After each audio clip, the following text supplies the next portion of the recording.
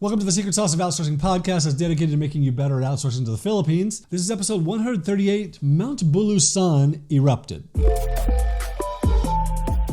So as I record this is a little bit out of date just because I went to Europe and I spent a month there and I'm recording past episodes that are maybe a little bit behind. But not too long ago, so I'm going to talk about this one a little bit differently. Not too long ago, Mount Bulusan, which is in the southeast part of the main big island, Luzon, erupted. And it resulted in evacuating like 1,500 families from their homes. It spewed ash all over the place. A large part of the area was just covered in ash, lava flowing all over. I mean, it's a big deal. So let me just tell you a little bit about this. Mount Bulusan is in Sorsogon, which is in the Bicol region. It's on the main island, but it's not in like the Manila area. It's like the southeasternmost part of that island.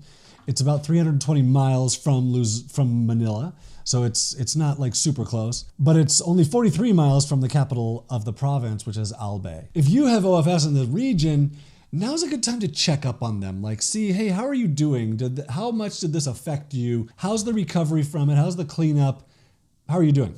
So let me just talk a little bit about volcanoes in the Philippines. It's an island nation, which means most of it came from volcanoes, and they have volcanic eruptions regularly in the Philippines. So I believe it was last year. It could have been the year before.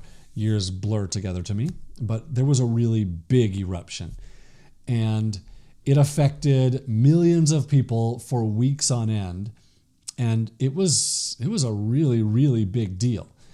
This one was not as big, but just so you know, this is going to happen. Like, you're going to have volcanic eruptions in the Philippines. You're going to have some of them that will seriously affect things, just like you're going to have typhoons, and there's natural disasters are a part of life there.